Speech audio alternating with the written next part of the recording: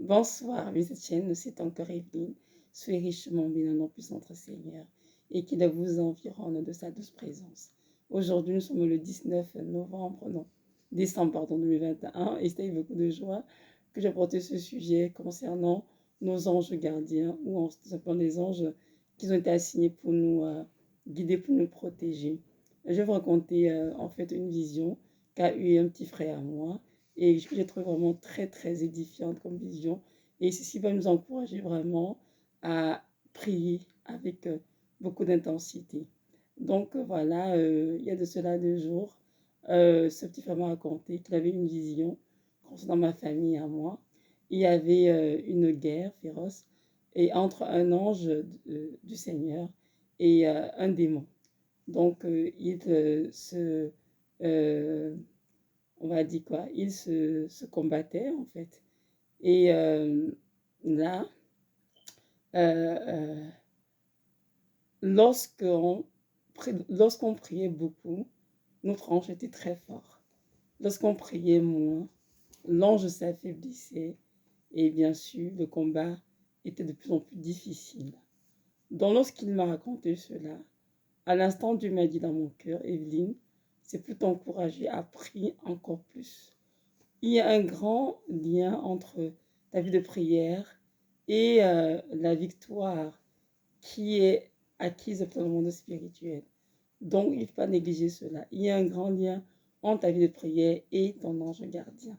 Donc, c'est très important que tu puisses être continuellement à la brèche, en train d'intercéder et de ne surtout pas te relâcher. Même si cela semble difficile, même si tu as l'impression que rien n'avance, ce n'est pas vrai. Beaucoup de choses prennent place dans le monde spirituel à votre insu. Alors je t'encourage, mon enfant, à beaucoup prier et à ne surtout pas te relâcher. Donc, j'aimerais vraiment vous encourager à vous écouter, vous aussi à prendre conscience de cela, qu'il y a un lien direct entre votre vie de prière et la force qu'a votre ange dans le monde spirituel lors des combats qui sont livrés pour vous. Je vous encourage à beaucoup prier. De toute façon, dans 1 Thessaloniciens 3:5, c'est écrit dedans, prier sans cesse. Souvent appelé vraiment que j'ai prié sans cesse. Mais parfois, on se relâche pour diverses raisons. Parfois, on est découragé. Parfois, on a l'impression que nos prières ne portent pas de fruits. Mais ce n'est pas vrai. Je sais que les prières, elles ne sont jamais vaines. Aucune prière ne tombe à terre. Toutes les prières faites avec des cœurs sincères sont des prières qui seront exaucées, mais au temps choisi par Dieu. J'aimerais profiter pour ajouter une parenthèse concernant toujours le mystère des anges auprès de nous. Le Seigneur m'a enseigné, en fait, à moi, Evelyne, que les anges qui conduisent les âmes pures sont des anges qui sont très heureux. Parce que plus une âme se sanctifie, plus une âme est pure, plus les combats livrés pour cette âme dans le monde spirituel sont plus faciles. Lorsqu'une âme est dans le péché, lorsqu'une âme ne se sanctifie pas, le combat est très féroce. Vous savez pourquoi? Parce que, en fait, lorsque les anges essayent de combattre pour l'âme, les démons se dressent en disant, mais non, cette âme la pêche, elle nous appartient, il y a des choses dans sa vie qui nous appartiennent. Donc, on ne peut pas vous laisser faire. Et je crois que c'est vrai, sincèrement. Donc, je nous encourage aussi vraiment à nous sanctifier et vraiment à fuir le péché de toutes nos forces, à garder nos cœurs dans la pureté, que Satan n'ait rien de lui en nous. Comme le Seigneur a dit, je crois que c'est dans Jean, il a dit, le prince de ce monde vient, mais il n'y a rien de lui en moi. Il faudrait que nous soyons capables de dire ça, nous, en tant qu'enfants de Dieu, le prince de ce monde qui est Satan vient, mais il n'y a rien de lui en moi. Nous devons garder nos cœurs loin du ressentiment, de l'amertume, de la colère, de la tristesse, du mensonge, de l'adultère, de tous les péchés possibles. Garder notre cœur dans la pureté, parce que c'est une véritable joie pour les anges de conduire une âme qui est pure et aussi les combats se développent facilement pour cette âme dans le monde spirituel.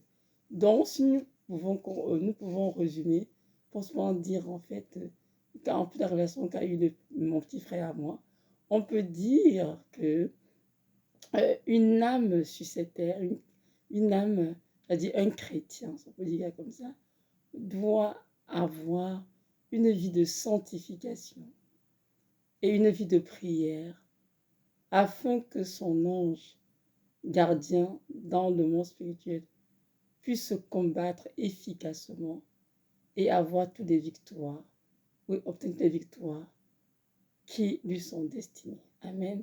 Donc, mes frères et sœurs, je nous encourage vraiment, nous tous, à nous sanctifier et à prier sans cesse, comme tu nous l'as demandé. Ainsi, nous serons assurés des victoires promises par notre Seigneur. Donc voilà, c'est une courte vidéo pour nous exhorter à cela. Et j'espère que cette vidéo sera un plus pour ceux qui ont écouté. En tout cas, je le souhaite. Que notre Dieu vraiment nous donne cette grâce par l'esprit ouvert de comprendre des choses qu'il nous révèle. Je veux aussi nous rappeler tous, tout va nous endormir.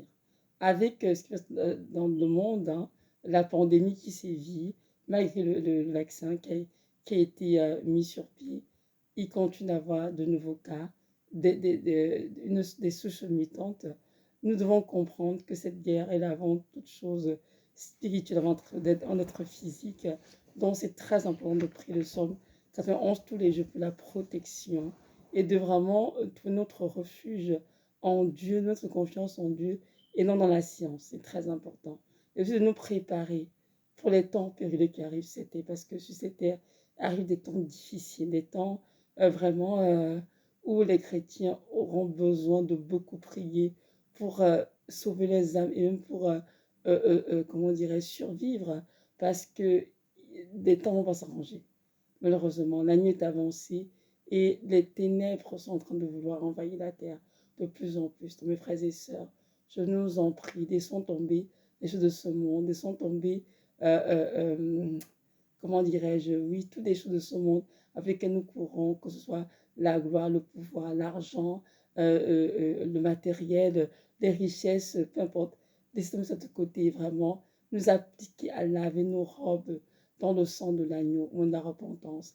Que nous sachions vraiment que notre Dieu est à la porte, qu'il revient bientôt chercher une église glorieuse, sans tache ni ride, et c'est très important qu'il nous trouve dans un état où nous sommes prêts à entrer au ciel, prêts à rencontrer le Machia qui nous a sauvés, peu de sa vie, peu de son propre sang. Donc, mes frères et sœurs, n'est pas à courir après les biens de ce monde, mais l'heure est à vraiment à mettre sa vie en règle pour être prêt pour le retour du Seigneur. Et toi qui m'écoutes en ce moment, si tu ne connais pas qui est le Seigneur de Nazareth, j'aimerais te dire que c'est ce Dieu qui t'a créé, qui t'a aussi sauvé en donnant à la croix sa vie pour toi. Il est écrit dans Jean 3, Jean 3, c'est ceci. Car Dieu a tant aimé le monde qu'il a donné son Fils unique afin que quiconque croit en lui ne périsse point mais qu'il ait la vie éternelle. Alors toi, mon frère qui m'écoute, toi, ma soeur, si tu ne connais pas réellement le Seigneur, si tu n'as pas de relation avec le Seigneur, je t'encourage vraiment à ouvrir ton cœur aujourd'hui, à faire ce pas de foi et à l'accepter dans ta vie comme ton sauveur, ton Seigneur.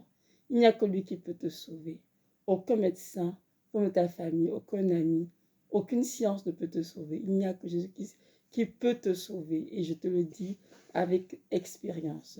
Alors, je t'encourage vraiment à ouvrir ton cœur, à courir dans ses bras d'amour et à recevoir son pardon, sa miséricorde, afin de te réconcilier avec lui, lui le Dieu de toute paix. Donc voilà, soyez richement bénis et que notre Dieu vous comble de toutes ses grâces. Shalom, shalom.